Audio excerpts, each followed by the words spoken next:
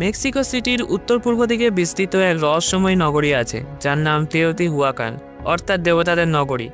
আজও এটি এত বিশাল, এত নিখুঁত এবং এত রহস্যে ঢাকা যে বোঝা মুশকিল কে এই শহর গড়েছিল। মিশরের পিরামিড বা রোমের স্মৃতিস্তম্ভের মতো নয়। এখানে নেই কোনো শিলালিপি, নেই কোনো রাজার নাম, নেই কোনো সৃষ্টিকর্তার দাবি।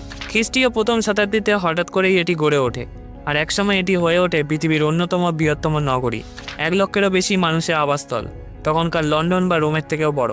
এ শহরের মহিমা স্তম্ভিত করে দেয়। সূর্যের পিরামিডই শুধু 20 তলা অট্টালিকার সমান উঁচু, আর এর ভিত্তি প্রায় গিজার মহান পিরামিডের সমান। মৃত্যুর অ্যাভিনিউ নামের বিশাল সড়কের শেষে দাঁড়িয়ে আছে চাঁদের পিরামিড, যেটি পর্বত আর আকাশীয় চক্রের সাথে এমনভাবে সামঞ্জস্যপূর্ণ যে পুরো শহরটাই যেন মহাজাগতিক মানচিত্র। প্রত্নতাত্ত্বিকরা এখানে খুঁজে পেয়েছেন বিশাল বাজার, জটিল জল ব্যবস্থা, অসংখ্য আবাসন আর নিখুঁত জ্যামিতি, যা প্রমাণ করে নির্মাতারা জ্যোতির্বিদ্যা আর গণিতের অদ্ভুত জ্ঞান রাখত। খ্রিস্টীয় প্রায় 550 সালের দিকে শহরটি জ্বলে ওঠে আগুনে, মন্দির ধ্বংস হয় আর সবকিছু নিঃশব্দ হয়ে যায়।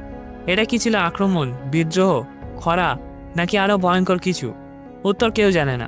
তাই আজকের অদ্ভুত দুনিয়ার এই ভিডিওতে চলুন জেনে নেওয়া যাক এই রহস্যময়ী শহর সম্বন্ধে।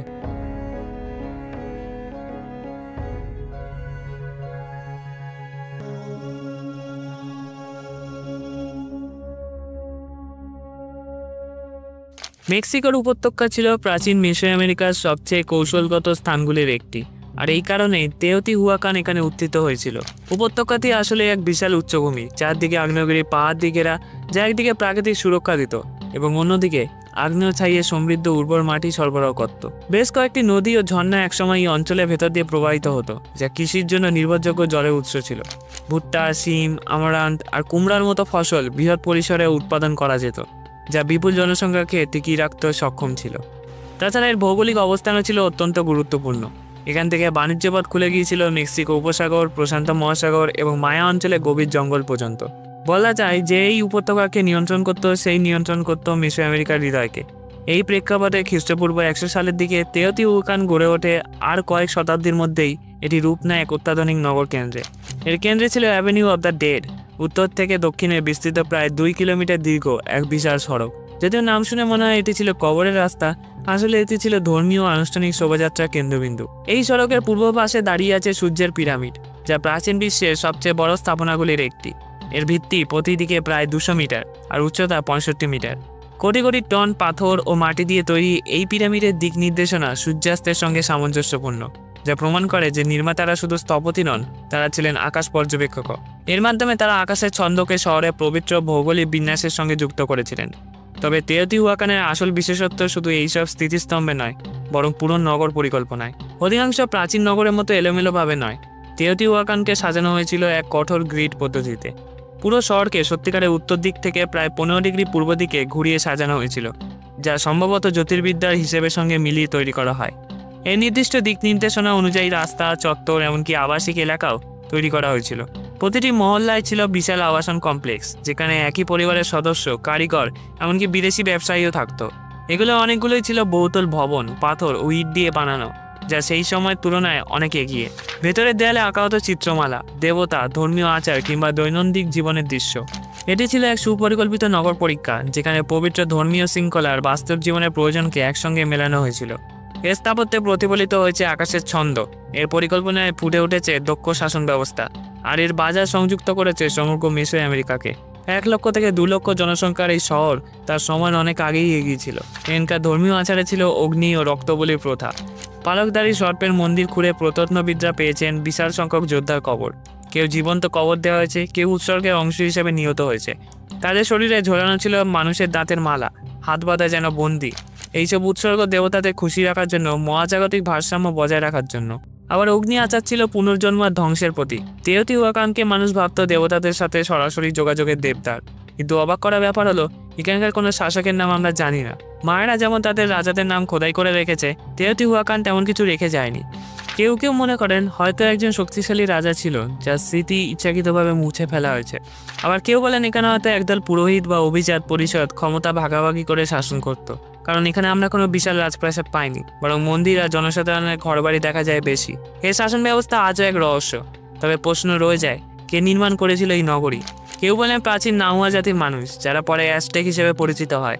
আবার কেউ বলেন এতে নানা জাতির সম্মিলিত উদ্যোগ, বহু সংস্কৃতির হাত ধরে তৈরি এ শহর। কিন্তু এত বিশাল কাঠামো বানাতে যে সংগঠন আর শ্রম প্রয়োজন তা প্রমাণ করে তেওতিহুয়াকান ছিল এক অত্যন্ত শক্তিশালী সভ্যতা। কিন্তু হঠাৎ করেই শহরে অবনতি ও ধ্বংসে ডুবে যায়।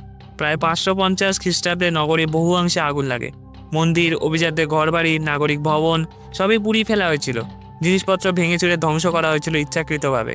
এখান থেকে ইতিহাসবিদরা বলেন এটি হয়তো আভ্যন্তরীণ বিদ্রোহ ছিল, সাধারণ মানুষে উঠে দাঁড়িয়েছিল শাসকের বিরুদ্ধে। আবার কেউ বলেন হয়তো পরিবেশগত বিপর্যয়, খরা, খাদ্যাভাব অথবা বাইরের আক্রমণের কারণে পতন হয়েছিল। যখন অ্যাজটেকরা প্রথম তেওতিহুয়াকানের বিশাল ধ্বংসাবশেষের সামনে দাঁড়ায় তখন শহরটি বহু শতাব্দী আগে পরিত্যক্ত হয়ে গেছে। কিন্তু তারা অবাক হয়ে গেল এর বিশালত্ব দেখে, আকাশ ছোঁয়া পিরামিড আর দিগন্তে ছুঁয়ে যাওয়া সোজা সড়ক দেখে। তাদের কাছে এটি মানুষের কাজ বলে মনে হয়নি। তারা বিশ্বাস করত এটাই সেই পবিত্র ভূমি যেখানে দেবতারা একসময় হেঁটেছিলেন, যেখানে মহাবিশ্ব নতুন করে জন্ম নিয়েছিল। অ্যাজটেক পুরাণ অনুযায়ী এখানেই দেবতারা নিজেদের উৎসর্গ করেছিলেন পৃথিবীর পঞ্চম সূর্যকে সৃষ্টি করার জন্য। আর এই বিশ্বাসই তেওতিহুয়াকানকে কেবল একটি ধ্বংসাবশেষের চেয়ে অনেক বেশি কিছু বানিয়ে দেয়। এটি হয়ে ওঠে এক পবিত্র ভূমি, এক তীর্থক্ষেত্র যেখানে সাধারণ মানুষও দেবতার সঙ্গে যোগাযোগ করার আশায় আসত। এর অজানা নির্মাতারা অদৃশ্য হয়ে যাওয়ার পরও শতাব্দীর পর শতাব্দী ধরে তেওতিহুয়াকান ছিল দেবতাদের শহর। কিন্তু এই কাহিনী রহস্যকে আরও ঘনীভূত করে, আসলে কারাই দেবতাদের নগরী গড়েছিল। অ্যাজটেকরা এর নাম দেয় তেওতিহুয়াকান, অর্থাৎ যেখানে দেবতাদের জন্ম হয়েছিল। আধুনিক প্রত্নতত্ত্ব যদিও এই শহরে অন্তরালে লুকানো কিছু সত্য উন্মোচন করেছে। সূর্যের পিরামিড আর পালকদারি সাপের পিরামিডের নিচে খননে বেরিয়ে এসেছে জটিল সুড়ঙ্গ আর সিল করা কক্ষ। এসব সুড়ঙ্গ ভরেছিল বিস্ময়কর উপকরণে, ঝিকঝিকে পাইরাইট, অবসিডিয়ান খঞ্জর, অলঙ্কৃত মূর্তি, এমনকি তরল পারদ, যা হয়তো পাতালপুরীর নদীর প্রতীক ছিল। তেওতিহুয়াকানের মানুষের কাছে এগুলো নিছক ভাণ্ডার বা সমাধি নয়, বরং এক ধরনের পবিত্র দ্বার, যেখানে আচার অনুষ্ঠানের মাধ্যমে মানব আর দেবতাদের মধ্যে সেতু তৈরি করা হতো। প্রত্নতাত্ত্বিকরা এখানে খুঁজে পেয়েছেন পুরুষ, নারী, এমনকি শিশুদের হাড়। কারো উৎসর্গ করা হয়েছে, কারোকে সমাধিস্থ করা হয়েছে সম্মানের সঙ্গে। ডিএনএ বিশ্লেষণে জানা গেছে তেওতিহুয়াকানে একঘেয়ে কোনো সংস্কৃতি ছিল না, বরং এটি ছিল এক মহানগর যেখানে মায়া, জাপোটেক, মিকটেক সহ নানা জাতির মানুষ একসঙ্গে বাস করত। তারা তাদের নিজস্ব প্রথা নিয়ে এসেছিল, কিন্তু সবাই একত্রিত হতো এই মহানগরের পিরামিডগুলোর ছায়াতলে। এটি কি ছিল এক আদর্শ যৌথ সমাজ, নাকি পুরোহিতদের শাসিত সাম্রাজ্য? তবে সবচেয়ে বড় রহস্য হলে শহরে কোনো রাজা বা শাসকের নাম আজও পাওয়া যায়নি। অন্য সভ্যতার মতো এখানে রাজকীয় সমাধি নেই, কোনো শিলালিপি নেই, কোনো রাজবংশের ছবি নেই। মুরাল আর ভাস্কর্যে ভরপুর দেবতার সর্প, জ্যাগুয়ার আর মহাজাগতিক প্রতীক, কিন্তু প্রায় নেই বললেই চলে কোনো শাসকের প্রতিচ্ছবি।